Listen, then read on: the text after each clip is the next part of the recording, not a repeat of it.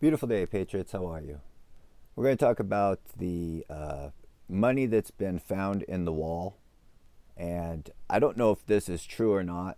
And it, you know, the devil has the news and the media and the television at its service, and so it can make it do whatever it wants, and it can attack innocent people and make them look guilty in the eyes of society. So I don't know the true story. I'm not even trying to pretend like I would know the true story. But what I do want to say is that, and this is my opinion, that the devil uses anybody for his scheme. And any preacher that's net worth, of their personal net worth, is in the millions, you got to call it out like it is. That's a snake in wolf's clothing. Why would a man of God preach to give so that it benefits others and then hoard that money for themselves? And Mr. Joel Epstein, I forget his name, has multi-millions, multi-personal millions. And so I don't know if that really is walking in the steps of God. I don't know. It's not a very good example, anyways, in my eyes. I would hate to be following somebody like that. Okay? Now, why I bring this up is I talked about a couple times, there's some really great decoders out there. Enter the Stars. Stars spelt with a 5. Has done a couple decodes the last 2 days on this subject and talking about it. And he was, one of his viewers had showed him that in the Bible, in Ezekiel, was it Ezekiel? No, maybe it was in Esther. Anyways, he's got a, yesterday and today's show talks all about it, about how there is, in the story of the Bible, how the false prophet is put inside the wall and the bricks cover him. Okay? And it's the full story is there. And it's almost mimicking exactly the story that's happening to Joel down in, with the money found in the wall. And he was pointing out of the different stories of, for really odd reasons, every once in a while they find live human beings in walls. I can remember 2 of the stories once he triggered my memory. Now, when I was in the boot camp, one of the things that happened to me is that I got to listen to Pink Floyd for the very first time. We were not allowed to have music, but somebody had smuggled in a Walkman, and they let me hear a cassette tape of the whole thing of the Pink Floyd, Another Brick in the Wall. And I woke up a couple times. I mean, it was very hypnotic. It's very, well, you know what it does. It takes you to other places, okay? So, brick in the wall, and then with my boot camp and all this stuff, I'm like, wait a minute, man, let's go look at this. So I decided to go look at brick in the wall, because that's the story in the Bible. That's the story of what's happening in the current events. They've happened in the past. So Pink Floyd's Brick in the Wall. You are just another brick in the wall, right? You're a brick in the wall. Alls you are is another brick in the wall, is the song, right? And if we mirror brick and we mirror wall, we're going to see that it's spelled Kekerp Ella. And we can see, if you are just another brick in the law, and we mirror it backwards, they want you from the crib to the time you die. That's why they give you a social security number.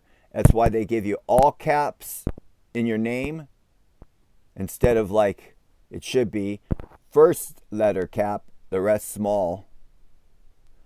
But from the crib, right from the crib. And they have us in their law system. Now you can say this is all just a coincidence, and maybe it all is. Maybe it all is. But Pink Floyd's song, Another Brick in the Wall, is trying to tell somebody that you're just a cog in the machine. Isn't that what the whole premise of the cartoon movie, the song, the album, talking about how people go to war? Then you put the same thing, you put the Dark Side of the Moon with the Wizard of Oz. That's a whole nother subject. I wish I wouldn't have brought that up, because all I'm trying to do right now is show how the devil can use terrible things to frame people. But God will always make it for what's best. Now, I don't like that guy in the sense, I mean, I don't know him. I don't watch his preaching. I don't know any of his sermons. I've never watched a single one of them, okay? But the circle of people that he hangs out with and the financial records that he has, how can a person sit there and say they care about people that are suffering with millions of dollars in cash? I mean, if someone owns a big multi-million-dollar home and it came down through inheritances and or all these other reasons, I'm not here to judge people's properties and stuff. But when a preacher man has millions of dollars of cash and watches the suffering that happens, and then the people that they hang out with, and then they find money in the wall, which matches the stories of the Bible of false prophets, and a brick in the wall. From the moment you're born, you're just a brick. You're in the crib. And it's protected by law. LLC law. Right? So, it's just up to you. I suggest that, if you really want to learn more about stuff besides government, which is entrapment, right? That's your leadership. Your leadership is your government. Isn't that right? Do they seem to be telling you the truth? Is there any kind of truth down there? I mean, people are really still sitting here going to have a hard time with what's coming out. I mean, yeah. Everybody wants to look at everybody's past. You know what I'm saying? Oh, look what these people did in the past. Look what these people look in the past. Look what these people did in the past. But nobody's looking at what President Trump did in the past, and nobody's looking at what Kennedy family did in the past. The Kennedy family is known to have killed strippers and continue with their politic careers. Go all the way up into Congress and stay in Congress until they died. And you mirror the word Kennedy. Y is you. An entity means eat. It means eat. Kennedy. Kennedy. Y in the dictionary means you. D-E-N is dinner in the dictionary. It's the abbreviation for dictionary. N-E-K.